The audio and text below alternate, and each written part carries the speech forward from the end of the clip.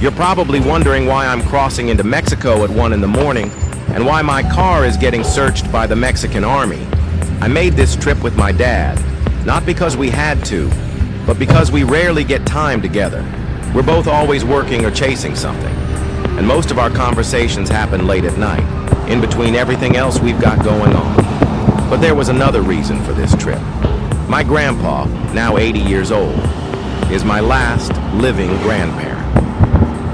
I lost my grandma back in high school, and since then, life has only gotten busier. Between training, fighting, and everything that comes with being a pro boxer, I haven't had many chances to visit family in Mexico. I told myself that as soon as my fight was over, I was going to make the time. Boxing isn't just a sport, it's a lifestyle. It demands everything, and a lot of other things in life get put on hold because of it. But this time, I wasn't going to let that happen. ¿Mejor a los Estados Unidos o aquí en México? No, México. ¿Por qué? Yo vivo más calmado así. ¿Estás acostumbrado? ¿Sí tuvo teléfono usted? No. No. En la casa ahí, ¿no? Pero uno así nunca lo usó, ¿verdad? Nada más el que lo agarra así. This trip wasn't just about visiting, it was about learning. I wanted to know more about my grandpa, about my family's history, and about the stories that don't get passed down unless you sit down and ask. When people ask me who my role model is, I always say my dad. And here's why. What you're looking at is one of 2 homes my dad is building from the ground up, both for a fraction of what it would cost to buy a house outright. In Mexico, these will be considered luxury homes, and they're where he plans to retire. My dad came to the U.S. with nothing, just the hope of giving his family a better life. He barely spoke English, had no connections, and no clear path, just a willingness to work. He took risk after risk, chasing any hustle that could provide stability until he finally found his way. ¿Puede decir su nombre a la cámara? Okay. ¿Cuántos años tiene ya? 23.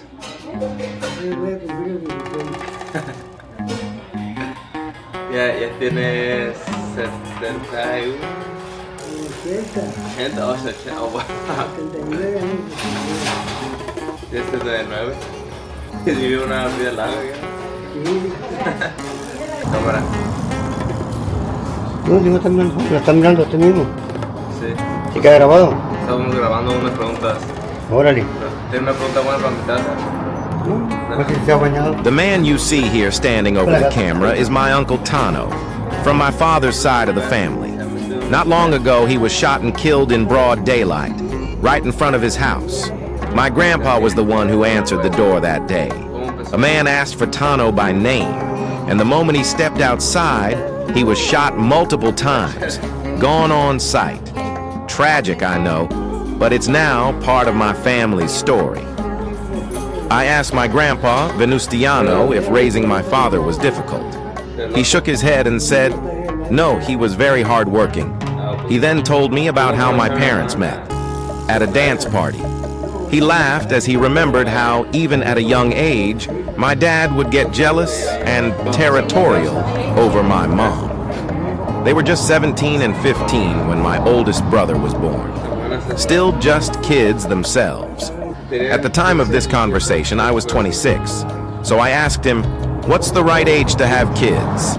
He smirked and said, 30. I then asked how long he went to school. He told me he dropped out after 6th grade and started working in construction. That led to another story, how he met my grandmother. His grandma used to sell food to my grandma's mom, who, of course, ended up becoming his wife. But the craziest part? They got married after just 2 weeks. I was shocked and asked, how is that even possible? He grinned and said, I stole her. ¿Qué grado se salió? 6 años. Después de los 6. Después de sexto grado, empezó a trabajar. ¿Construcción? ¿Cuándo conoció a mi nana? ¿Qué edad? Estaba chiquilla, ella como 6, 7 años. ¿En un baile o qué? Tenía una abuela yo que tenía... El papá de ella tenía y le daba, les vendía comida, les vendía tortillas y todo. ¿Su papá les vendía comida a ustedes? No, mi abuela. Tu abuela les vendía comida a ellos. Ese se conocieron. Ahí era el papá de la muchacha. ¿Se casaron después de 15 días? ¿Cómo? ¿Cómo se casaron después de 15 días? Te robaste. Te robaste y en 15 días se casaron. ¿Era difícil cuidar a mi papá cuando estaba creciendo? No. ¿Qué puedo decir tú? Yo. Tú porque era que corrías. Sí. Te dejaban cuidando allá con tu abuela, te dejaban cuidando. Corrías y te metías a la casa. ¿Quién corría? Tú. Te quedas a perder y a agarrar perros. Mi papá, ¿dónde sacó el trabajo, los trabajadores? He then told me how hardworking my father was, how he taught him some things.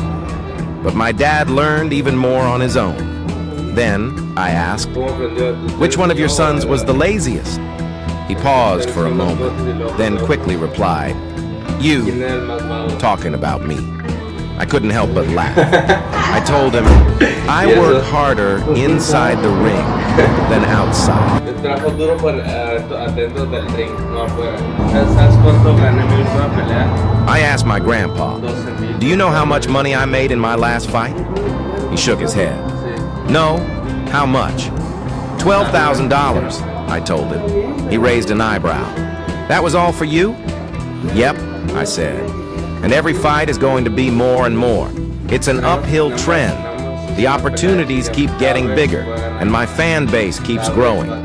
We're going to keep going until we hit $1 million.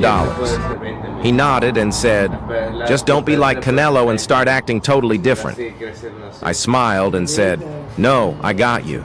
Si llegamos a 1 millón. No, pues. Ya como el Canelo, bueno, ganas mucho. Se llenó. Oye, ya no entrevisté. It is so hot over here in Mexico. We're in San Luis Rio Colorado. I'm picking up some beer, not for me, but for the fam, because they've been working all day on this house. This house is super nice. It's a house that my dad's gonna retire in here in Mexico.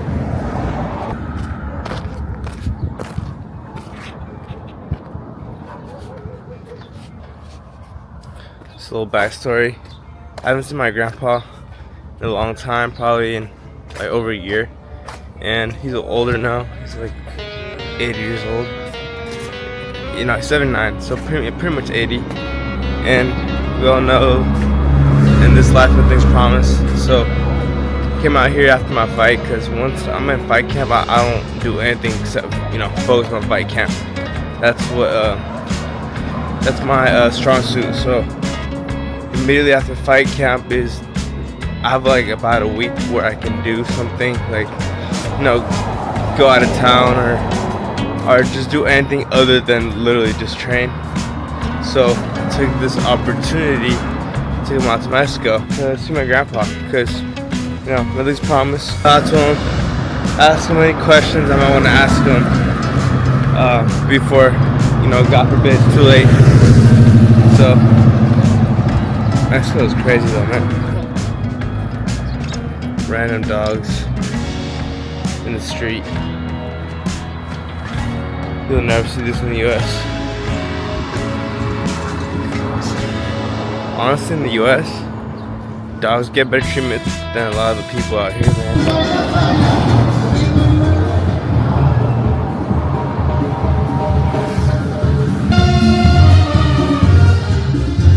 Something sweet, so I came to VIP market. Everything is in pesos over here, but you can still use American money. Watch this up. Tipo de cambio 1630. That's like, I think the exchange rate for. Now, after everything, he's setting himself up to retire back in the homeland with everything he needs. I thank God he made those sacrifices because they gave me the life I have today. I know I'm blessed, I know I'm privileged, and I know I'm spoiled in the best way because I get to chase my dreams without ever having to wonder where my next meal is coming from. This is my late grandpa's house in Mexico. This is where my grandma used to live. God bless her. She's better place. Life in Mexico moves at a slower pace, and it's clear that it's still a developing country. This is a reality I never had to face firsthand, thanks to the sacrifices my parents made. My mom played just as big a role in shaping me into the person I am today. She raised me, guided me, but looking around, it's easy to see the difference in opportunity. For the average family, life here is much tougher than what most people experience in the U.S. I never had to struggle the way many do here, and that's something I'll never take for granted. While talking to my grandpa, I asked if he had ever been in any street fights. He laughed and said, "Yeah, from time to time. But most of the time, I just instigated so I could watch other people go at it in the bars." He told me how back in the day, a lot of field workers would come into the bars, making it the perfect setup for big group brawls to break out. He'd stir the pot just enough and then sit back and watch the chaos unfold. Diabolical, I know, but for some reason, I found it hilarious. Hola. Aventaba cabanazos uno porque no sabía pelear. I asked my grandpa what his go-to punch was in a street fight, and he just shook his head and said, "In a street fight, anything goes. If it comes down to it, we might even have to use knives. It's my life or yours." Then I asked him to pass down a life lesson. He thought for a moment and said, "One of the biggest things I've learned is don't be confrontational," which, coming from the same guy who just told me he used to instigate bar fights for fun, was hilarious. I laughed and told him, "Well, at least I only fight for checks." Sitting in the background again is my Uncle Tano, the same person I told you was shot and killed in this very spot you're seeing now. He was always a jokester. I remember him trying to scare me by saying, "That stray dog knows how to fight, so you better be careful."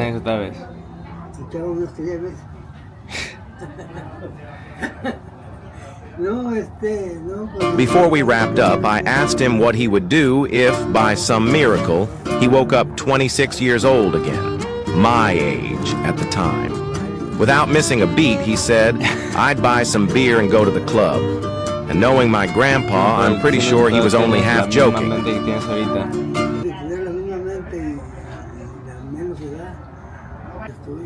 Empezarías a estudiar. Entonces empezarías a aprender. He gave me a serious answer this time.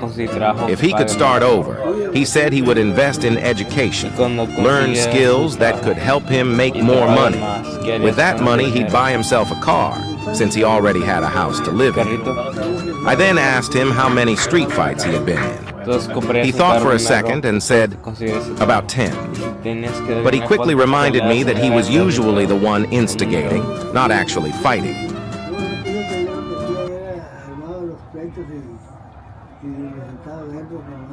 I asked my grandpa if he knew what my alias was as a fighter. He shook his head. "No. What is it?" No más montaña. Sí.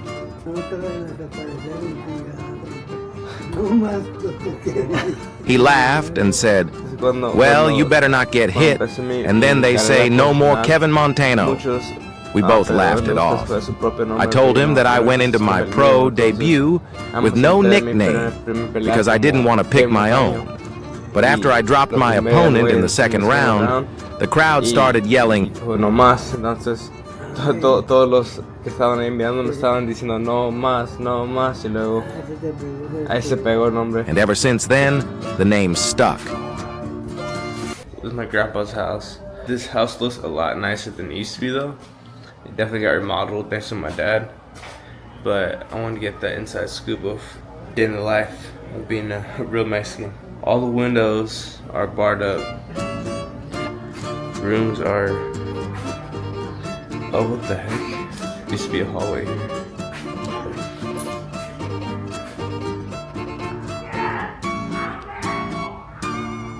So glad my dad took the risk and came to the U.S.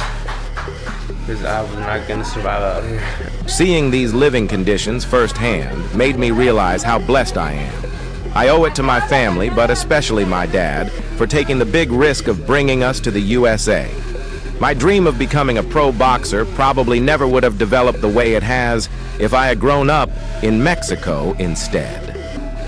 I might have still found boxing somehow, but I would have been at a significant disadvantage, especially financially and opportunity-wise. I definitely wouldn't have been able to afford an iPhone. So my social media presence, while it is currently generating millions of views, might have never even existed. I probably wouldn't have graduated from college and very easily could have been another teen pregnancy statistic. But that's not my reality at all. I'm actually blessed beyond measure. In Mexico, it gets really hot in the summer, so it's commonplace to hang out outside. A lot of people even sleep outside in the bed of their pickup trucks simply because it's more enjoyable than being in a hothouse. I just couldn't imagine living in these conditions after being brought up so clean and civilized. That's what I mean when I say I'm spoiled. I've never had to go without anything I needed. I've had tough times like anyone else, but life is honestly so good. This perspective is how I've been able to cope with my first loss last year in November. Last dinner here in Sonora, and we're getting a torta de pierna. The food here is so good and so cheap, but I can't wait to go home, man. That's one I got right there, QBB, pierna con lomo, jamón, queso blanco y amarillo. Yes, sir.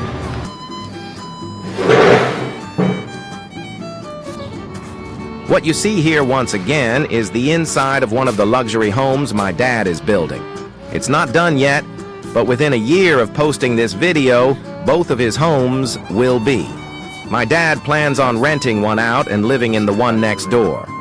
Kind of like a duplex, except it's two separate houses, side by side. He will live off all the money he has saved and invested, as well as the passive income from the rental property. He really thought of everything. 2 bedroom, 2 bath.